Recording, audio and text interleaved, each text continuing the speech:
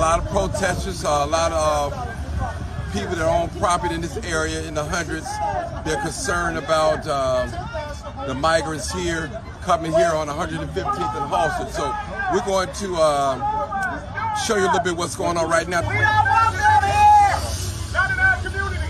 Not in our community. They got money for migrants, but not for... We don't have money for things, but we got money for immigrants. We have money to build cities, hundreds of millions of dollars. What do you think about Brandon Johnson in this situation?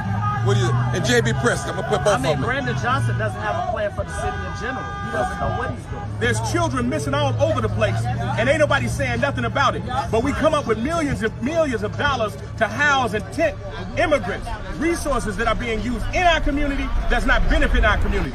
The biggest deal is these are war-aged men. Ain't no seniors coming over here. We don't see any seniors, and they dropping them. No women either, and they dropping them right into our community. Right in our community.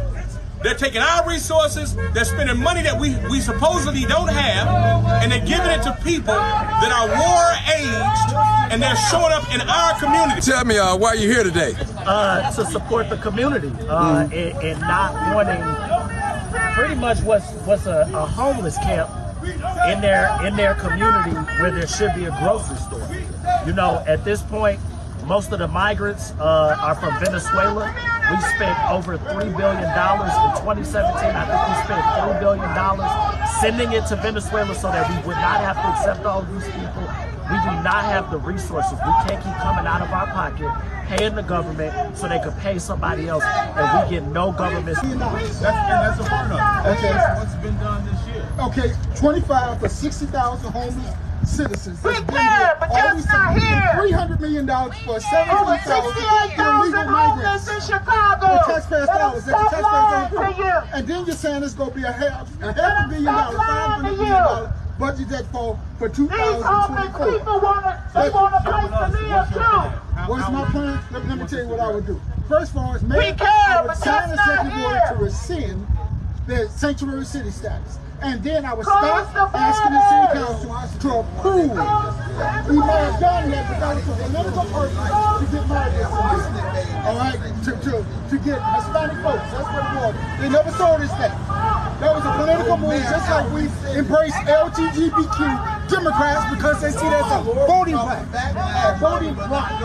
Those are political games they play. But again, I would rescind the order, and I would not ask the aldermen to spend another dime of taxpayers' dollars to fund tents, feed. You gonna put a tent up here for 1,000 people. As you can see that the residents of Chicago, they're extremely antagonized and they're so deeply immersed in frustration because they feel like their voices and concerns are not being heard or taken seriously.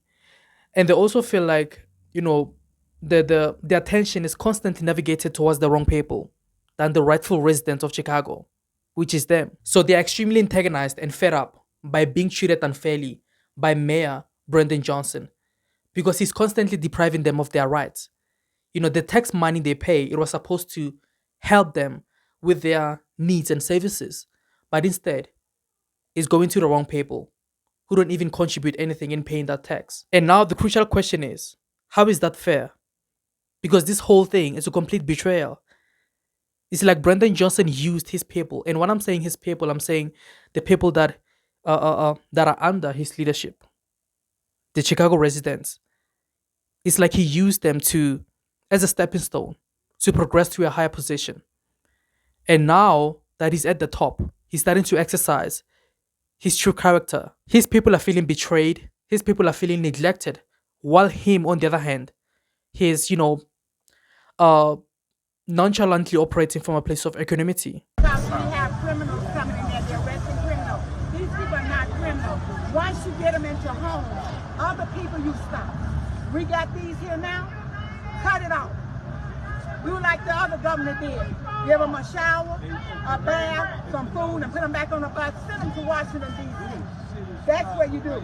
That's because they the one made that deal with them.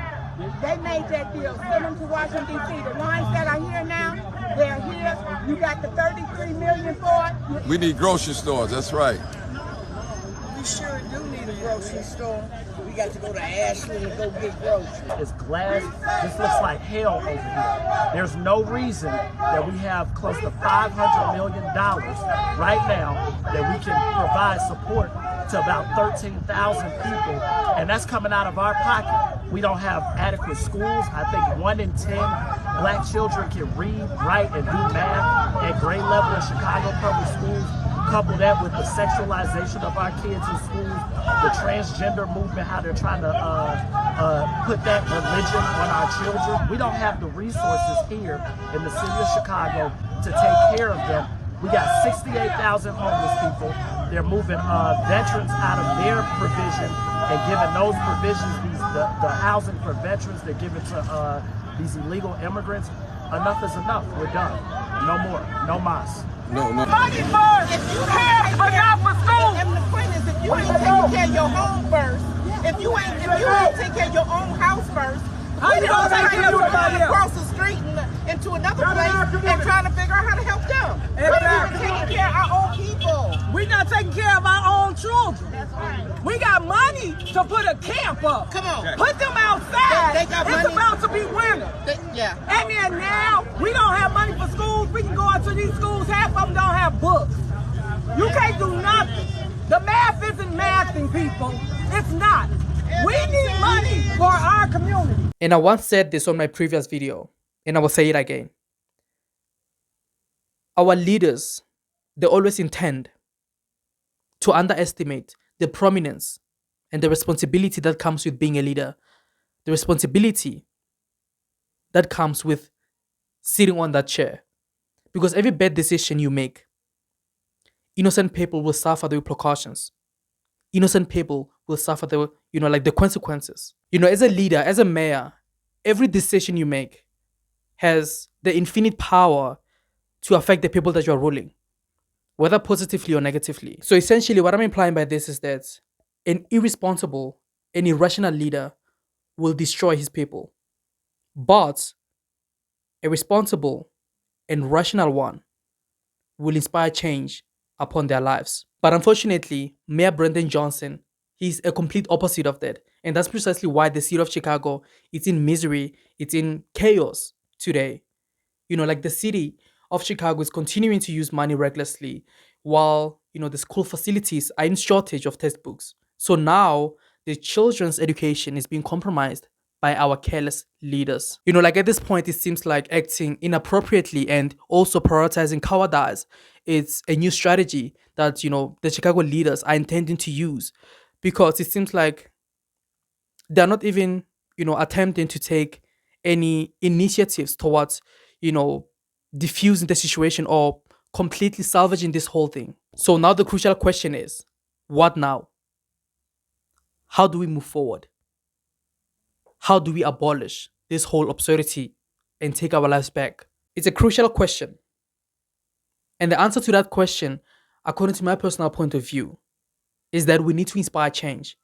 And in order for us to achieve that, we need to eliminate what no longer serves us and start prioritizing what has the potential to navigate us to the trajectory that we are taking. I truly believe that that'll be an effective pill towards this sickness that we are dealing with. So guys, thank you for watching. My name is Johannes. Don't forget to like, share, comment, and subscribe. See you next time. Cheers.